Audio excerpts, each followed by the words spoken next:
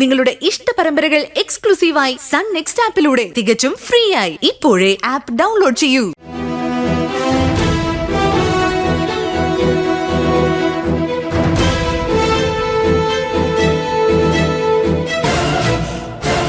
എന്റെ plan workout ആയെന്ന് തോന്നുന്നു. മാധവ് വരട്ടെ, അതാ ഇതിനുള്ള ഏറ്റവും നല്ല പരിഹാരം.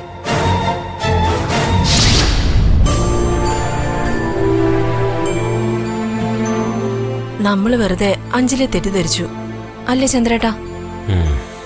വിക്കിയെ ബിസിനസ് ഏൽപ്പിക്കണ്ടെന്ന് അവള് വാശി പിടിച്ചപ്പോ ഇവളെന്താ ഇങ്ങനെ പറയുന്നതെന്ന് ഞാൻ ചിന്തിച്ചിരുന്നു. ഇപ്പോഴല്ലേ അതിന്റെ സത്യാവസ്ഥ മനസ്സിലായത്. അവള് പറയുന്നതെല്ലാം ശരിയായ കാര്യമായിരുന്നു ചന്ദ്രേട്ടാ. ചന്ദ്രൻ എന്താ ആലോചിക്കുന്നേ? ഏട്ടന്റെ ആരോഗ്യസ്ഥിതി അത്ര നന്നല്ല. പഴയതുപോലെ ഓടിച്ചാടി നടന്ന് കാര്യങ്ങൾ ചെയ്യാൻ ഏട്ടനെ കൊണ്ട് പറ്റില്ല. അതുകൊണ്ടാ ഏട്ടൻ ഇതെല്ലാം വിക്കി ഏൽപ്പിക്കാന്ന് പറയുന്നത്. അതാ ഇപ്പൊ ഇങ്ങനെയായ. ഇനിയിപ്പോ അഞ്ജലി പറയുന്നത് കേട്ട് വിക്കി ചേട്ടന്റെ ബിസിനസ് ഏറ്റെടുക്കാൻ തയ്യാറാകുന്നില്ല എന്ന് കരുതുക. അപ്പൊ എന്താ സംഭവിക്കുക? അത് നീ ആലോചിച്ചിട്ടുണ്ടോ ജലജ? ഇല്ല. ഇതൊക്കെ മറ്റാരുടെയെങ്കിലും കൈകളിലേക്ക് പോകും. ആരുടെ കയ്യില്? വേറെ ആരുമല്ല, വിക്കിയുടെ പുറകെ ഭാര്യയാണെന്ന് പറഞ്ഞ് വാലായിട്ട് നടക്കുന്ന ഒരുത്തിയില്ലേ, ശ്വേത. അടുത്ത നറുക്ക് വീഴാൻ അവൾക്കായിരിക്കും. ചന്ദ്രൻ എന്തൊക്കെയായി പറയുന്നത്? ഏട്ടന്റെ ബിസിനസ്സുകൾ മുഴുവൻ ശ്വേത ഏൽപ്പിക്കാനോ? അതെങ്ങനെ ശരിയാവും? അവൾക്ക് ഈ കുടുംബമായിട്ട് എന്താ ബന്ധം? വിക്കി താലിയായിട്ട് പെണ്ണൊന്നും അല്ലല്ലോ അവള്. അങ്ങനെയാണെങ്കിൽ ഇതെല്ലാം അഞ്ജലിയല്ലേ ഏൽപ്പിക്കേണ്ടത്? ഇപ്പോഴത്തെ ഒരു സാഹചര്യത്തില് അഞ്ജലി അത് ഏറ്റെടുക്കും നിനക്ക് തോന്നുന്നുണ്ടോ? അത് മാത്രമല്ല, ഏട്ടനാണെങ്കിൽ അഞ്ജലിയെ കണ്ണെടുത്താ കണ്ടുകൂടാ. അപ്പൊ പിന്നെ സ്വാഭാവികമായും അടുത്ത ഓപ്ഷൻ എന്ന് പറയുന്നത് ശ്വേത തന്നെ ആയിരിക്കും. അവളേട്ടന്റെ ബിസിനസ് പാർട്ട്ണർ പ്രതാപന്റെ മകളാണ്. പക്ഷേ നമ്മുടെ കുടുംബത്തിലുള്ള ആളല്ല. നാളെ പെട്ടെന്ന് ഏട്ടൻ എന്തെങ്കിലും സംഭവിച്ചു പോയാൽ ശ്വേത നമ്മളെയൊക്കെ ഇവിടെ നിന്ന് അടിച്ച് പുറത്താക്കില്ലെന്ന് ആര് കണ്ടു? അതൊരിക്കലും സംഭവിക്കാൻ പാടില്ല ഏട്ടാ. അതിനു മുമ്പ് ഇതിന് നമ്മളൊരു പോംവഴി കണ്ടെത്തണം. ചന്ദ്രേട്ടന്റെ മനസ്സിൽ എന്തെങ്കിലും ഐഡിയ ഉണ്ടോ? ഈ പ്രശ്നം പരിഹരിക്കാനുള്ള ഏറ്റവും നല്ല വഴി നേരത്തെ അഞ്ജലി തന്നെ പറഞ്ഞു. നീ കേട്ടില്ലായിരുന്നു? ഇപ്പൊ തന്നെ ചെറിയച്ഛന്റെ മകൻ മാധവിനാണ് അങ്കിൾ ഈ ബിസിനസ് കാര്യങ്ങളൊക്കെ ഏൽപ്പിച്ചിരുന്നതെങ്കിൽ അതായിരുന്നു ശരിയായ തീരുമാനമെന്ന് ഞാൻ പറയുമായിരുന്നു. മാധവ് വിക്കിയെ പോലെ അല്ലല്ലോ. ഒന്നുമില്ലെങ്കിലും അവൻ US പോയി ബിസിനസ് മാനേജ്മെന്റ് പഠിച്ചിട്ടല്ലേ വന്നത്. നമ്മുടെ മോനെ ബിസിനസ് ഏൽപ്പിക്കാൻ ഏട്ടൻ തയ്യാറാവുമോ? സാധ്യതയില്ല എന്ന് തന്നെ പറയേണ്ടി വരും. പക്ഷേ മറ്റു വഴിയില്ലാതെ സാഹചര്യങ്ങളുടെ സമ്മർദ്ദം മൂലം ഏട്ടനത് ചെയ്യേണ്ട അവസ്ഥ ഉണ്ടാവണം. അമേരിക്കയിലൊക്കെ പോയി ബിസിനസ് മാനേജ്മെന്റ് പഠിച്ച ഒരാൾ വീട്ടിൽ തന്നെ ഉള്ളപ്പോ ഇതൊക്കെ വേറെ ആരെങ്കിലും ഏൽപ്പിക്കുന്നത് എന്ന ചോദ്യം ഏട്ടന്റെ മുന്നിൽ വരണം. ചന്ദ്രേട്ടാ, നമുക്ക് ഏട്ടനോടൊന്ന് സംസാരിച്ചാലോ? മണ്ടത്തരം പറയല്ലേ. മാധവിന്റെ പേര് പറയേണ്ടത് നമ്മളല്ല. നമ്മൾ പറഞ്ഞാൽ അത് സ്വാർത്ഥതയാണെന്ന് കരുതും. അമ്മയോ വിക്കിയോ അത് പറയണം. അവര് നമ്മുടെ മോന്റെ പേര് പറയോ? പറയും. പക്ഷേ അവരങ്ങനെ പറയണമെങ്കിൽ മാധവ് അമേരിക്കയിലിരുന്നാൽ പോരാ.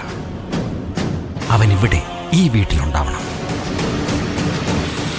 അതെ, അവനോട് മടക്കയാത്ര കുറച്ചുകൂടെ നേരത്തെയാക്കാൻ പറയണം. എന്നാ പിന്നെ ഞാൻ ഇപ്പൊ തന്നെ അവനെ വിളിച്ച് പറയട്ടെ. എടി, ഇപ്പൊ അമേരിക്കയിൽ രാത്രിയാ. അവൻ കിടന്ന് ഉറങ്ങുമായിരിക്കും. നമുക്ക് അവിടെ നേരം എടുത്തിട്ട് വിളിച്ച് പറയാം. ഇതിന് നേരം കാലമൊന്നും നോക്കിയിട്ട് കാര്യമില്ല ചന്ദ്രേട്ടാ. ആവശ്യം നമ്മുടേതാ. അവൻ വന്നേ പറ്റൂ.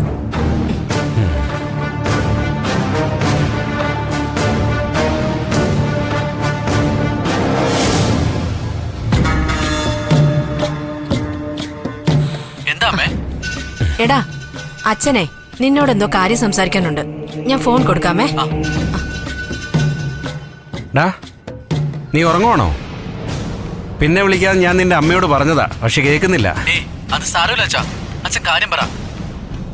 മാധവ്, നീ നാട്ടിലേക്കുള്ള യാത്ര കുറച്ച് നേരത്തെ ആക്കണം. എന്തു പറ്റി അച്ഛാ? നീ ഇവിടെ വന്നിട്ട് കുറച്ച് കാര്യങ്ങളുണ്ടടാ. എത്രയും വേഗം വരാൻ നോക്ക്. ഓക്കെ ശരി അച്ഛാ. Good night. ഓക്കെ മോനെ, ബൈ. അവൻ വരും. ഭഗവാനെ, ഇത് നടന്നു കിട്ടണേ. ഞങ്ങളുടെ സമയം തെളിയണേ.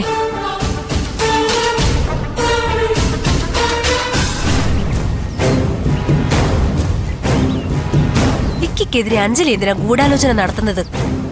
അതാണ് എനിക്ക് മനസ്സിലാവാത്തത്. അങ്ങളുടെ താല്പര്യം പോലെ തന്നെ വിക്കി ഓഫീസിൽ പോയി തുടങ്ങിയിരുന്നു. അപ്പോഴാ വിക്കിയെ നിരുത്സാഹപ്പെടുത്തുന്ന രീതിയിലുള്ള പെരുമാറ്റം അഞ്ജലിയുടെ ഭാഗത്ത് നിന്നും ഉണ്ടാവുന്നത്. ഇത്രയും കാലം അങ്കിളിനോടുള്ള വാശി കാരണം വിക്കി ബിസിനസ്സിൽ നിന്നൊക്കെ ഒഴിഞ്ഞു നിൽക്കുകയായിരുന്നു. അങ്ങനെ അവൻ പാചകവും സോഷ്യൽ മീഡിയ ഒക്കെയായി സജീവമായത്. പക്ഷേ ഈ അടുത്ത കാലത്ത് വിക്കി അതിലൊന്നും താല്പര്യം കാണിക്കാറില്ല. അത് മാത്രമല്ല, അങ്കിളിന്റെ ബിസിനസിനോട് അവന് ചെറിയ തോതിലെങ്കിലും താല്പര്യം തോന്നി തുടങ്ങുകയും ചെയ്തു. അപ്പോഴാ അഞ്ജലി ഇങ്ങനൊരു കുരുക്കുമായിട്ട് വന്നത്. അവളെ സപ്പോർട്ട് ചെയ്യുന്നതോ അവളുടെ മുത്തശ്ശി യശോദാമ്മയും. ഇതെല്ലാം ജഗന്നാഥൻ അങ്കിൾ വിളിച്ചു പറഞ്ഞപ്പോഴാണ് ഞാൻ അറിഞ്ഞത്. അഞ്ജലിയുടെ ഉപദേശം കേട്ട് വിക്കി ഇതിൽ നിന്നെല്ലാം പിന്മാറുമെന്ന എന്റെ പേടി. വിക്കിയുടെ മനസ്സ് മാറാതിരിക്കാൻ അവൻ തുടർന്നും അങ്ങളുടെ ബിസിനസ് ഏറ്റെടുത്ത് നടത്താൻ നമ്മൾ എന്തെങ്കിലും ചെയ്തേ മതിയാവൂ അച്ഛാ. സ്വന്തം ഭർത്താവിനൊരു അഭിവൃദ്ധി വരുമ്പോ ഏതൊരു ഭാര്യയും അതിൽ സന്തോഷിക്കുകയാണ് വേണ്ടത്. ഇവിടെ രാജ്മോഹൻ തന്റെ ഓഫീസും ബിസിനസ്സും എല്ലാം വിക്കിയെ ഏൽപ്പിച്ചപ്പോ ഭാര്യയായ അഞ്ജലി അതിൽ സന്തോഷിക്കാതെ വിക്കിയെ എന്തുകൊണ്ടാണ് പിന്തിരിപ്പിക്കുന്നതെന്ന് നിനക്കറിയാമോ? ഇവിടെയാണ് അഞ്ജലിയുടെ ബുദ്ധി നമ്മൾ മനസ്സിലാക്കേണ്ടത്.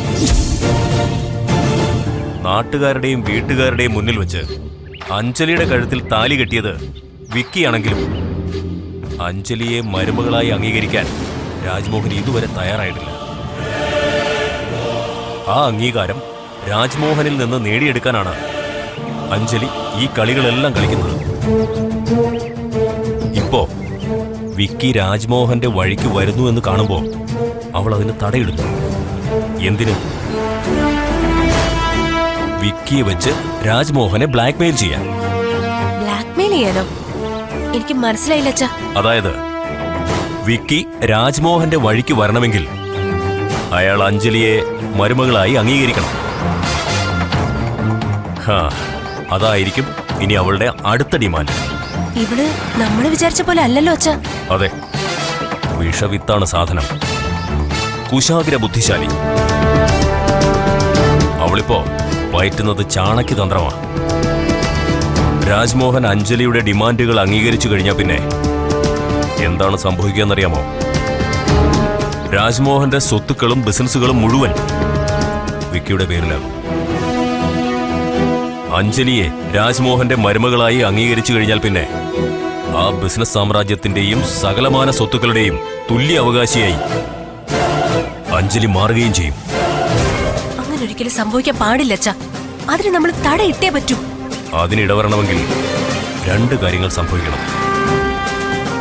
ഒന്ന്, വിക്കി രാജ്മോഹന്റെ ബിസിനസ്സുകൾ ഏറ്റെടുക്കണം. രണ്ട്, രാജ്മോഹൻ ഒരിക്കലും അഞ്ജലിയെ സ്വന്തം മരുമകളായി അംഗീകരിക്കരുത്.